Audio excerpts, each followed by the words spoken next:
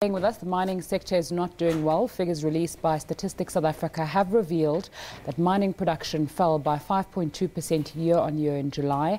Analysts say this figure is higher than market expectations of minus 2.9%. Gold fell by 15%, whereas iron ore decreased by 17.4%.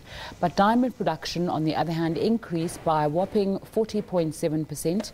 A decrease in mining production is expected to have a negative impact on GDP. And the mining sector has fewer reserves and is no longer exporting at a profitable level. Trade wars between the US and China have also led to deterioration in the demand for mining commodities. The Association of Mineworkers and Construction Union wants a minimum salary of 12,500 rand for entry-level jobs in the gold sector. They're currently locked in talks with gold producers.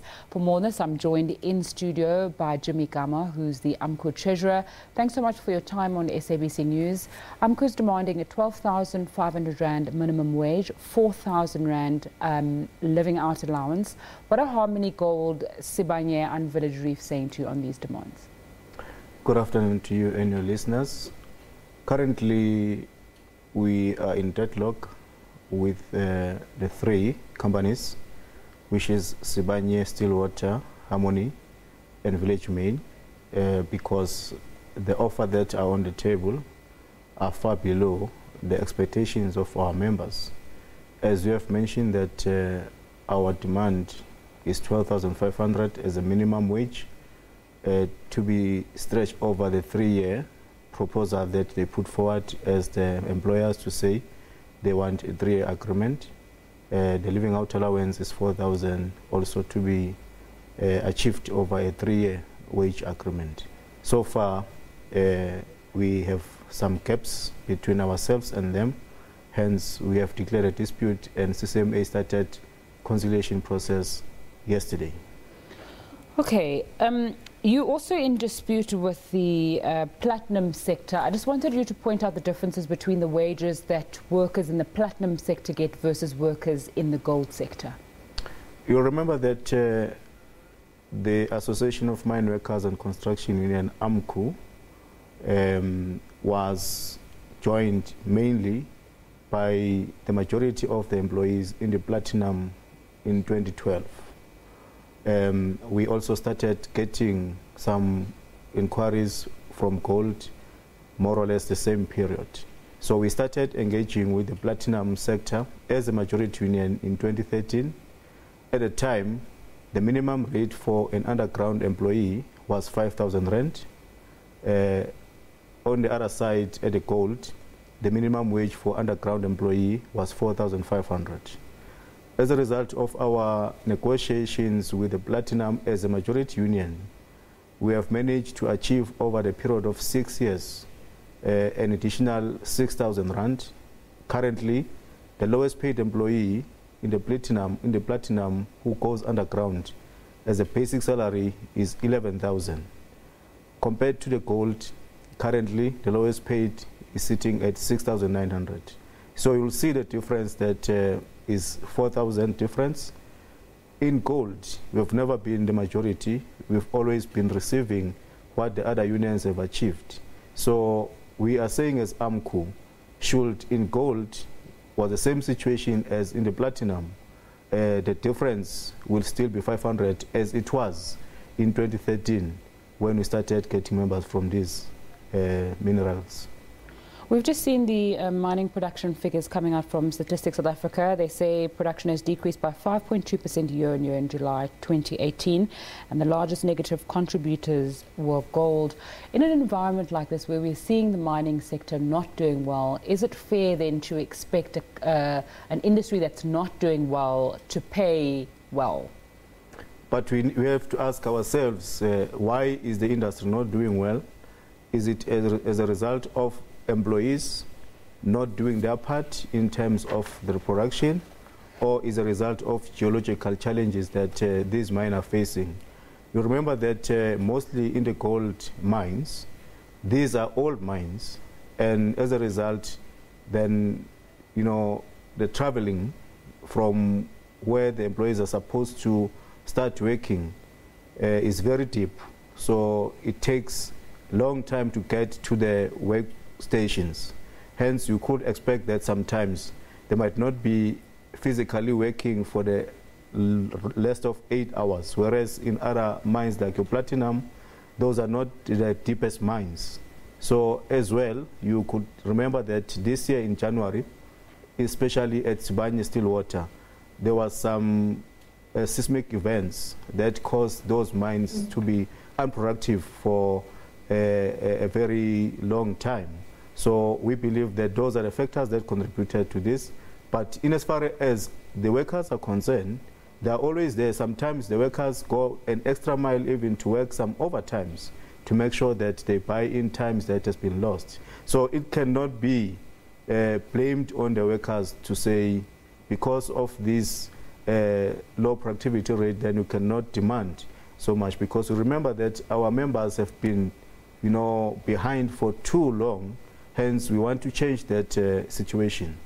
Thank you very much for your time. AMCU Treasurer Jimmy Gama speaking to us in studio there about their gold wage negotiations. Now, credit rating agency Moody's says that there is slim chance that it may change its stable outlook for the country, even though it's in recession. The economy entered into a technical recession after registering negative growth for 2 consecutive quarters. Moody's is holding a conference on sub-Saharan Africa in Sandton today. They say they will be looking for commitment in fiscal consolidation at the October medium-term budget speech in order to maintain their outlook. Moody's more than halved its forecast for South Africa's GDP growth after news that the economy fell into a recession in the second quarter. The agency expects the economic recovery of the country to be slow. Moody's is the last of the ratings agencies to keep the country's long-term foreign currency debt in investment grade. To tell us more about this, we're joined from Sandton by Nompumelelo Siziba. Good afternoon, Nompumelelo. Take us through what's happened at the conference so far. Thanks very much, Nzinga. Yes, well, there have been a number of presentations here that Moody's have delivered, and basically they did obviously drill down into the South African economy. It's the Sub-Saharan African conference that's taking place, but of course we're focused on South Africa. And what they've said is that now that we are in a recession, there are concerns about the fiscal stability to be able to collect revenue. Obviously, in an economy that's growing very slowly, it means that the fiscus will get less revenue. And so what they've said is that it's quite important that the fiscal authorities, including SARS, they make every effort to ensure that people who are trying to evade taxes, for example, that they make sure there are mechanisms in place to do, to try and fill whatever gaps there are to get that money, because it is inevitable that there's going to be a less of a tax take. And of course, the Finance Minister, Nhlanhla Nene, did say that earlier.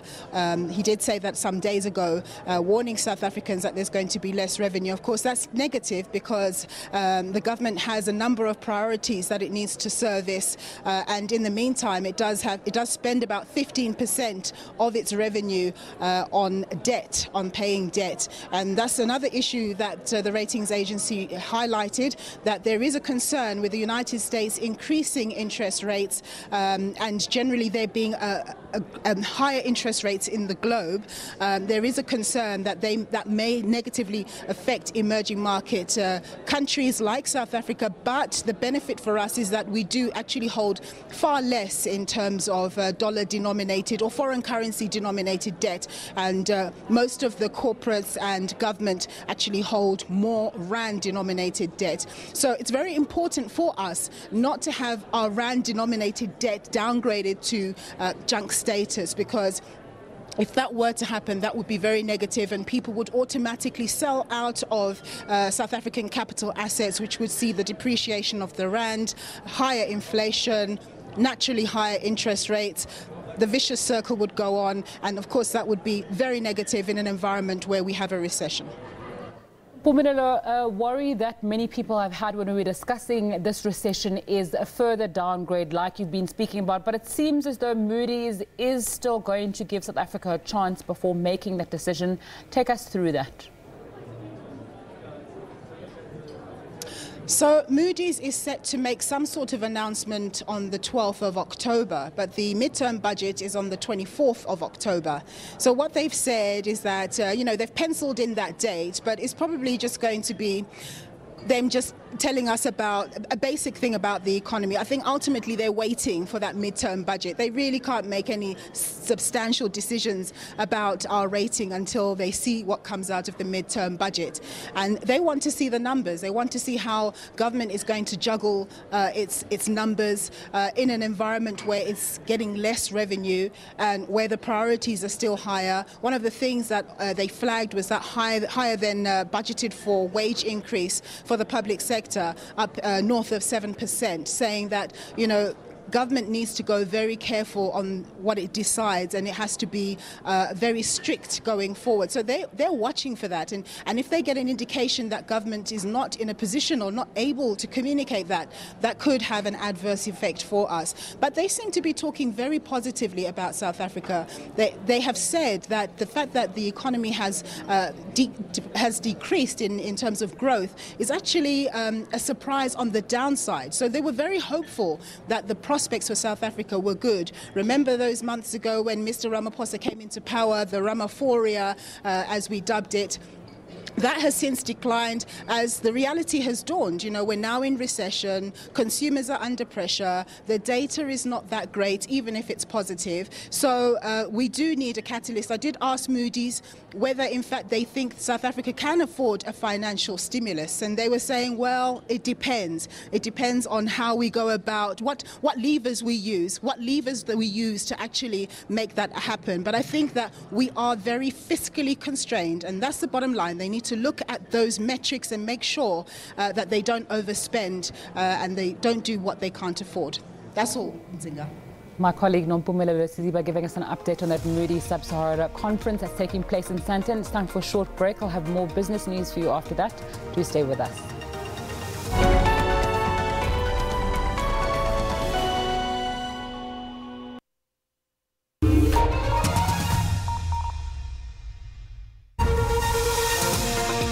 Welcome to the full view here on SABC News. It's great to have you with us. You're not answering what I'm asking.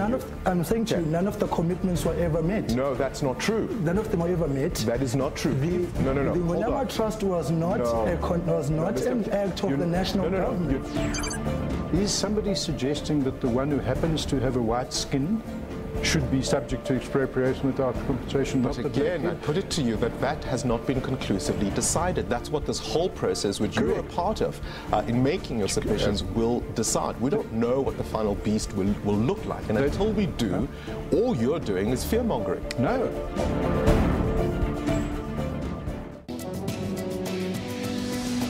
So TB continues to be the top infectious killer worldwide, claiming 4,500 lives a day.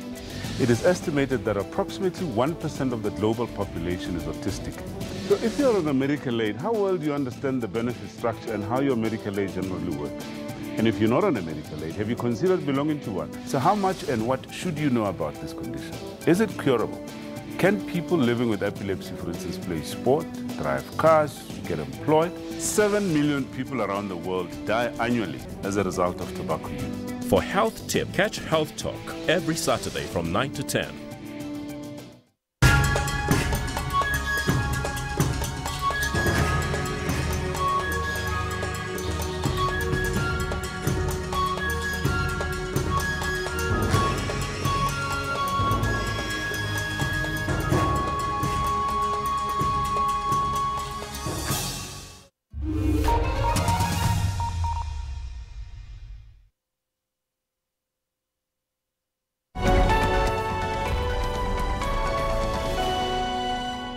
Steps should be taken to ensure that the benefits of zero-rating goods actually benefit the poor. That's the word from the tax indaba underway in Sandton.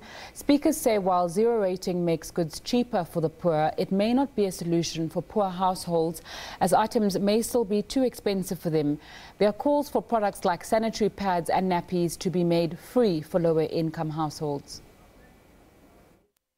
In light of the revenue shortfalls, a huge budget deficit and rising debt to GDP, government raised the VAT rate to 15% in the February budget. It had hoped to collect an additional 23 billion in revenue. But the economy is weak and unemployment remains high, capping spending. There were concerns that this would impact negatively on the poor. Government then appointed a panel of experts to look at ways to provide some relief for poor households. Speakers say while zero rating still has a place, more steps are needed to ensure the poor actually get the intended relief. For items like sanitary products, even if you zero rate it, it might not necessarily solve the issue of access, which is what Harald was alluding to, because it's a little bit like a Ferrari, you know, it doesn't help you make the price a little bit cheaper, most of us still won't be able to afford it. And that's where the alternative mechanisms then become so important, that you find more targeted interventions to address the impact on the poor. The problem with zero rating is that everyone benefits. It's low-income households as well as high-income households. And we do see that some of the products currently on the list, the higher-income households benefit substantially more than poor households. So it's not ideal, but I do think that it's got a place. And in an ideal system, one should collect the VAT on as broad as possible base and then take the money that you've collected and allocate it specifically. The VAT expert panel recommended that white bread, flour, cake flour, sanitary products, school uniform and nappies be included in the list of zero-rated items. There are suggestions that white bread should be dropped from the list, while sanitary products and nappies be made freely available. The sanitary products, I think it is becoming an essential and a basic needs towards our women. Because most of the time it's a socio-economic factor, because at some point in time you find a girl that's supposed to be in school. She's not in school as a result of in short of sanitary pads. So it is also in good spirit that then that should be a necessity. Other than being zero rated, I think it should also be provided free to such poor people and people that cannot afford. The expert panel has also suggested that other alternatives to mitigating the effects of the VAT increase could be strengthening the various feeding schemes at schools, as well as increases in the child support grant and old age pension. SABC News, Johannesburg. Joining us on Point, we say goodbye to our SABC3 viewers, but I'll be back with more news at the top of the hour on the SABC News channel. Pamela Zonke has your weather details. Goodbye for now.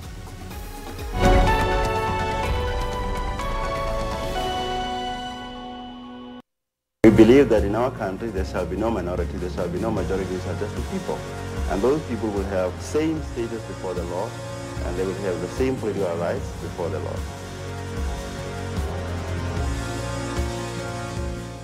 SABC is independent and impartial, and it's important that as we deliver the news, we do so without fear, without favour, without prejudice, and that we ensure that we get the multiplicity of views so that our stories and coverage is balanced. We pride ourselves on being impartial as well as independent. On the agenda, we basically break down the stories of the day, give it more substance and give it more detail. So all in all, we basically take the news agenda of the day forward. But more than that, we'll be able to reflect the stories of ordinary folk, people who are trying to make ends meet, facing the most incredibly difficult obstacles and circumstances, and that they will find that their realities are expressed on the SABC. To be a part of something like this makes me proud, and I think that to be able to report the news in a fair, just, independent and impartial way is what the public broadcaster stands for.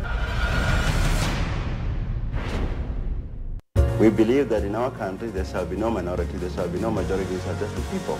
And those people will have same status before the law, and they will have the same political rights before the law.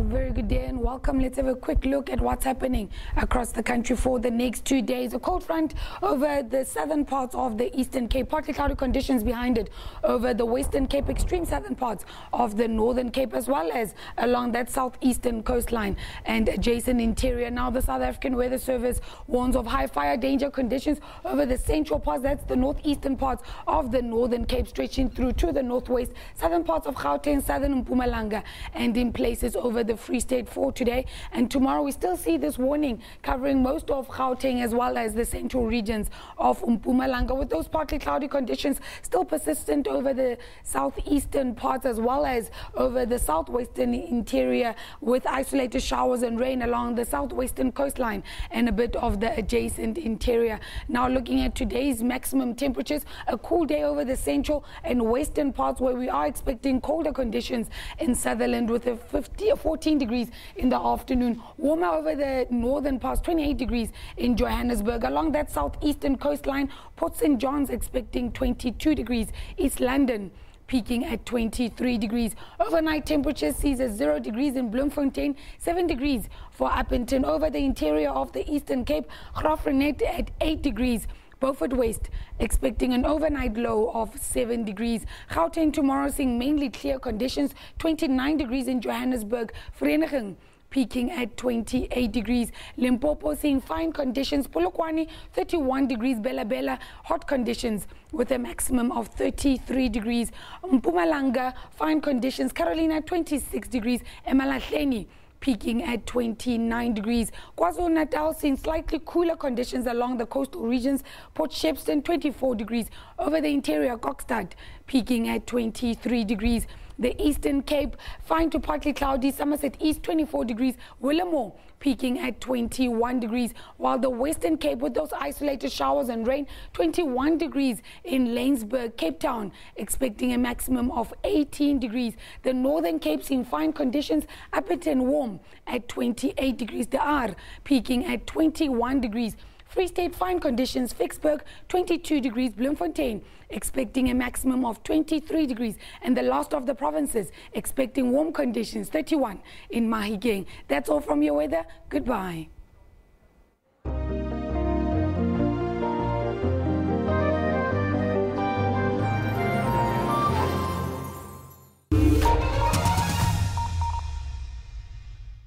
We believe that in our country there shall be no minority, there shall be no majority, there shall just be people. And those people will have same status before the law, and they will have the same political rights before the law.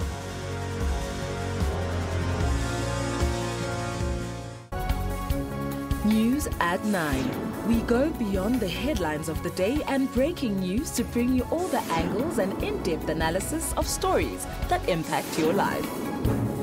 We are on the ball with all economic stories. Our bureaus around the globe are ready to connect you to events as and when they happen. So join us every day at 9 to zoom in on the day's big stories.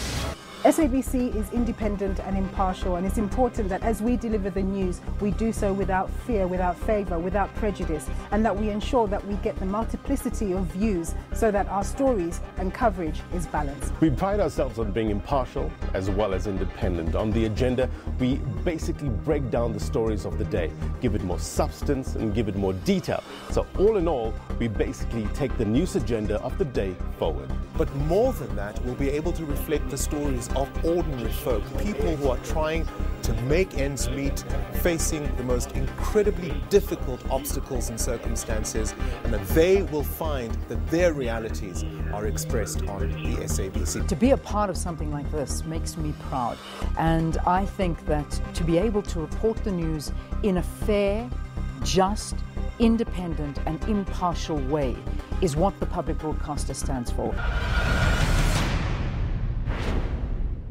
They've wasted our time, they've made our members to go on strike, they've made the public to suffer for nothing. Andikwazi ukutya i-treatment ngenxa into yoba imali ayikho.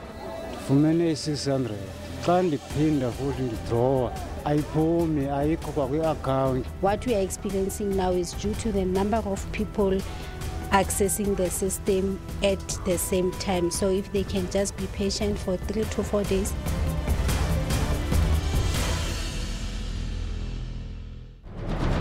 Special assignment.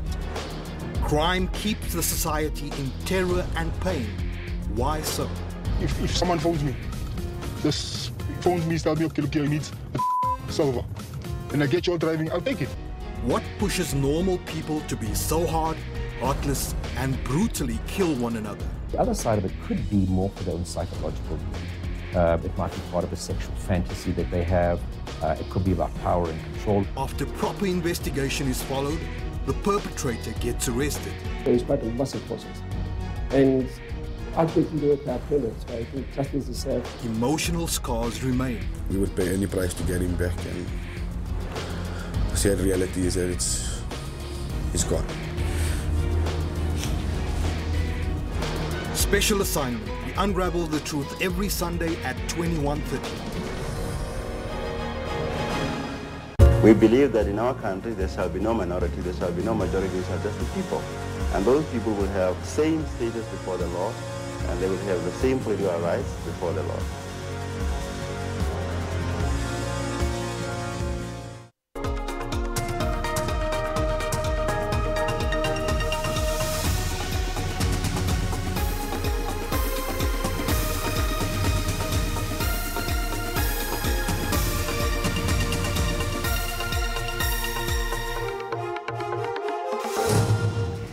Bringing you the latest in news, business and sports. This is On Point. Welcome to it. My name is Nzinga Kunda. Let's get straight into your headlines. Proceedings have adjourned for the day, but we will be live in Parktown as Deputy Chief Justice Raymond Zondo grants former President Jacob Zuma's son to design a permission to cross-examine former Deputy Finance Minister SABC Jonas at the Commission of Inquiry into State Capture. Home Affairs Minister Jimmy Gama is expected to appear before Parliament's inquiry into the naturalization of the Gupta family. And after a bruising 2 weeks of losses, Springbok coach Rassie Erasmus has made 3 changes and a positional switch to his starting 15 for South Africa's Rugby Championship Test match against New Zealand in Wellington on Saturday.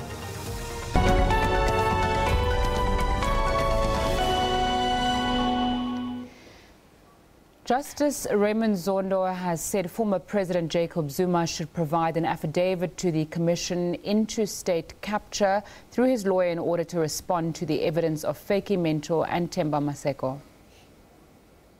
Sometime last week that the former President Jacob Zuma had taken the view that he is not implicated by any of the witnesses so far, and therefore that is why he did not apply for leave to cross-examine anybody.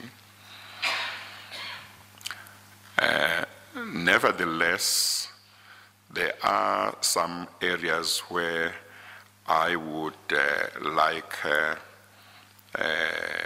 him to deal with. For example, the evidence by Ms. Mentor that while she was at the Gupta residence, when she got agitated and became loud, the former president emerged from one of the rooms and they spoke, and he walked her to the car, as well as the evidence by Mr. Maseko that he got a call from the former president on the afternoon on which he was leaving his offices to attend a meeting with